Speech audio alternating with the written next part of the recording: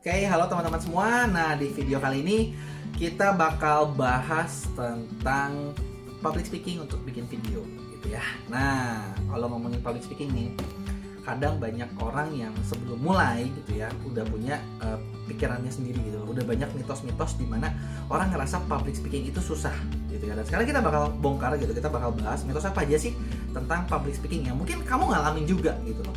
Pertama, yang bisa jago public speaking itu adalah orang-orang yang jago bicara. Ya sebetulnya ini adalah mitos.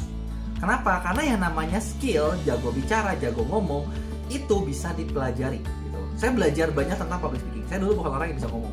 Suruh ngomong di depan kelas itu belabakan dan hancur banget gitu ya. Tapi setelah saya belajar gitu ya, sekarang ya udah makin kebiasa gitu. Bicara di depan ratusan orang, ribuan orang udah pernah. Ya biasa aja lah gitu.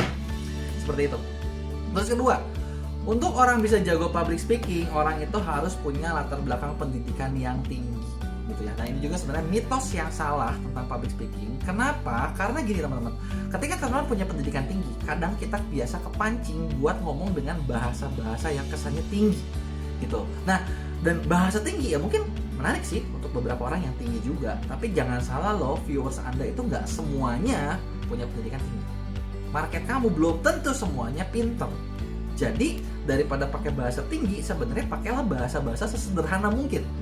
Sesederhana sampai ibaratnya gini, kalau ngomong, kalau orang dengar, tukang becak ngerti. Nah itulah public speaking yang bagus. Karena dengan begitu semua orang jadi ngerti gitu. Ya bener nggak? Jadi pendidikan tinggi sebenarnya bukan kewajiban, malah justru karena sedikit menghambat.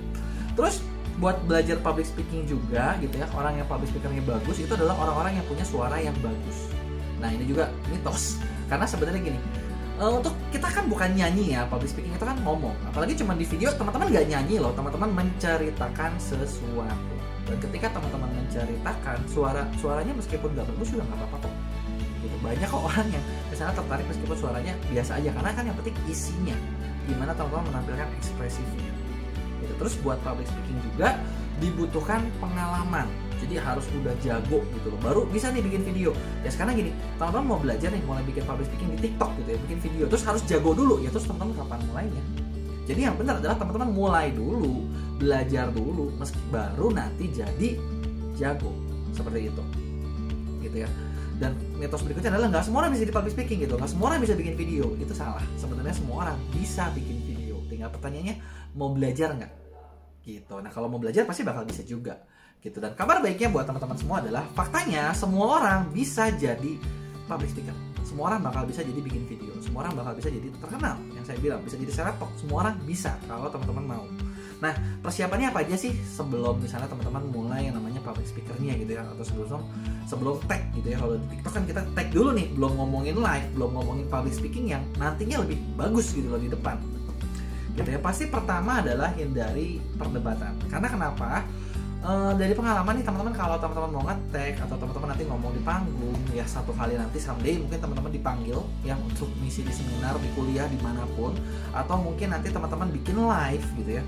Kalau sebelumnya kita debat nih, ribut-ribut sama pasangan, sama keluarga, atau sama teman, atau sama siapa, itu karena bikin mood kita jelek gitu. Dan ketika mood kita udah jelek, berantakan. Apa yang mau teman-teman omongin, lupa semua, ngeblank semua. Yang kayak kita, jawaban kita adalah ribut nih. Jadi hindari perdebatan, khusus ketika teman-teman misalnya mau ngetek nih, hari Minggu teman-teman ngetek. Ya udah, kalau bisa dari minggu pagi ya jaga mood, jangan sampai mood teman-teman rusak. Gitu. Nah, terus persiapannya apa lagi selain dari perdebatan? Dress for success gitu ya. Teman-teman berdandan gitu ya, yang memang teman-teman menurut teman-teman oke gitu. Dress for success ini kan nggak harus selalu rapi, pakai jas, pakai blazer, pakai itu enggak. Kan tergantung kontennya teman-teman nih. Misalnya marketnya anak muda gitu ya, kan pakai jas dasi juga aneh gitu kan.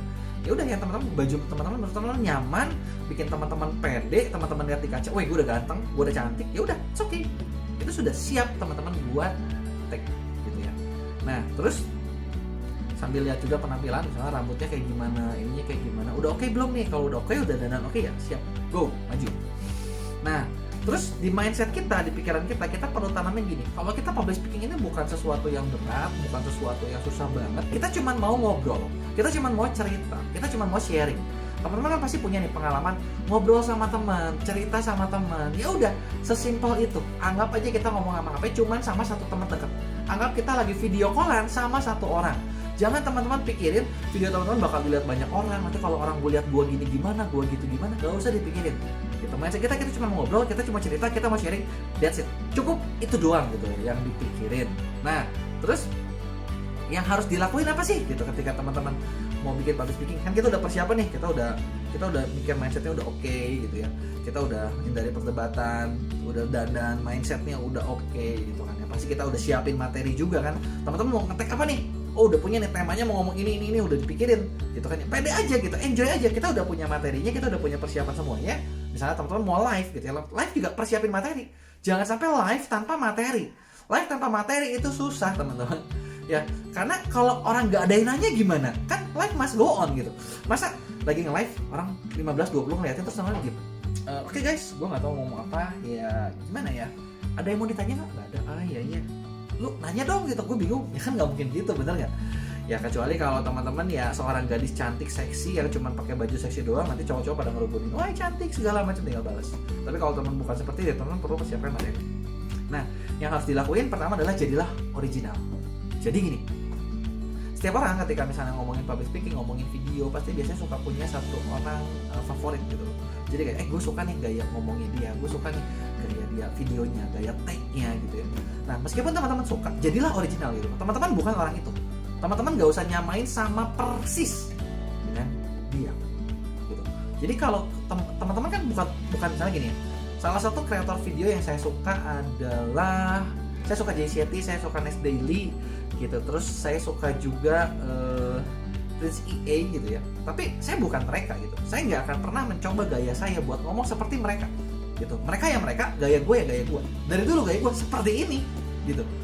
Gaya gue ngomong ya cablak gitu. Nah, seperti itu, jadilah originalnya teman-teman gitu. Jadi nggak usah ngikutin orang lain gitu. Nah, terus ketika teman-teman lagi ngomong, misalnya lagi ngetek nih, kalau lagi live ya, kalau lagi live ada lupa kayak, ada salah kayak, kadang mumbling, kebelibet gitu ya, mau ngomong apa jadi kebelibet gitu ya, mumbling gitu ya, nyantai aja gitu. Bahkan ya teman-teman kalau lupa ya bilang aja, lupa gue tadi ngomong apa ya gitu. Cuek aja gitu, karena orang ngerti kok kalau misalnya teman-teman salah, yang penting aku aja, yang penting jangan maksa gitu. Misalnya teman-teman lagi bahas apa, teman-teman lagi presentasi nih ya, lagi presentasi, terus lagi live, misalnya lagi bilangin tentang apa gitu ya, tentang satu materi, satu video, satu materi, terus teman-teman lupa, terus teman maksa, jadinya nggak nyambung gitu. Nah kalau ngetek video lebih gampang lagi, teman-teman lupa ya potong aja, delete aja, lihat lagi, ulang lagi gitu ya, ulang lagi, tinggal lihat lagi skripnya, hafalin lagi skripnya biar nggak salah. Di awal ibaratnya teman-teman mungkin buat bikin satu video itu butuh apa ya, butuh tag berkali-kali gitu, tapi kalau udah biasa nanti bisa sekali tag beres kok gitu. Nah terus ketika ngomong, nah teman-teman tipsnya adalah gini, kalau mau bagus video teman-teman, mau bagus live teman-teman bagus, ingat kita ini bicara itu jangan kayak khotbah, kayak orang lagi baca pidato. Teman-teman ada mainin yang namanya intonasi gitu. Jadi intonasi gimana ya teman-teman, gunain intonasi kayak gini loh. Kalau saya ngomong cuman oke, teman-teman, jadi materinya adalah seperti ini, jadi buat public speaking yang bagus teman-teman gunain intonasi. Intonasi itu adalah pakai, teman-teman press di kata-kata yang penting. Itu kan nggak menarik, bener ya teman-teman? Tapi intonasi gini-gini, kita pakai mainin gitu nadanya gitu, nada bicaranya gitu ya. Karena kenapa? Ternyata faktanya orang itu untuk mempengaruhi seseorang itu 7% orang terpengaruh dari kata-kata, 38% terpengaruh karena intonasi. Nah yang saya lakukan itu adalah intonasi. Jadi saya press kata-kata pentingnya, kan kata-kata penting saya intonasi, saya nggak ngomong datar gitu. Saya ngomong jadi yang penting adalah intonasi, itu kan ditekan gitu ya. Nah dengan begitu orang masuk gitu loh. Jadi ketika bikin video pakai public speaking, intonasinya bagus, jadi nggak datar gitu. Guys, mau cerita nih, jadi gini kan nggak menarik banget gitu ya. Jadi pakailah intonasinya yang bagus gitu. Nah terus selain intonasi, teman-teman juga bisa gunain yang namanya speed, perbedaan kecepatan. Jadi dijeda. Misalnya saya mau ngomong gini, jadi teman-teman buat public speaking yang bagus, teman-teman perlu yang namanya intonasi. Nah itu kan speednya saya bedain, jadi ada cepat, ada lambat, ada cepat, ada lambat, ada cepat, ada lambat di penekanan kata-katanya. Dengan begitu viewers itu bakal lebih masuk gitu. Terutama biasanya ini penting banget buat di headline penting, di CTA penting, supaya orang itu nggak kerasa dan flow-nya bagus gitu. Nah kemudian selain intonasi, kalau teman-teman mau lebih bagus lagi, teman-teman perlu gunain bahasa tubuh. Karena gini, orang 7% terpengaruh kata-kata, 38% terpengaruh sama intonasi, 55% bisa dipengaruhi karena bahasa tubuh. Nah yang namanya bahasa tubuh ekspresif aja gitu. Jadi jangan pengen apa ya, Biasanya banyaknya cewek sih ya, misalnya kalau bikin video pengen selalu kelihatan cantik, angle gue nggak boleh jelek nih, kalau gini aduh gue kelihatan jelek gitu kan. Nah, kalau gitu jadi jaim dong, ngomongnya ya datar aja gitu loh, berusaha gitu, oke bagus stand like a warrior, tapi kalau nggak ada bahasa tubuh yang bagus, ya memang stand like warrior itu bakal bikin teman-teman lebih pendek. Tapi kalau bahasa tubuhnya nggak bagus gitu ya, bahasa tubuhnya nggak gimana ya, nggak persuasif, kadang orang juga nggak tertarik gitu. Meskipun kadang ketika teman-teman gunain bahasa tubuh ekspresif gitu ya, mukanya tuh kadang kelihatan jelek, it's okay gitu kan, yang penting adalah maksudnya tersampaikan gitu ya.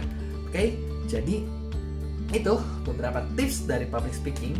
Nah teman-teman kalau misalnya mau belajar public speaking, nanti kita juga bakal ada kelas public speaking gitu ya, jadi tentang gimana bicara, gimana bawain NLP, gimana yang lain sebagainya gitu. Nanti kalau kelasnya udah ada, teman-teman bakal diinfoin kalau misalnya mau yang belajar. Oke, sekian, sampai jumpa di video berikutnya.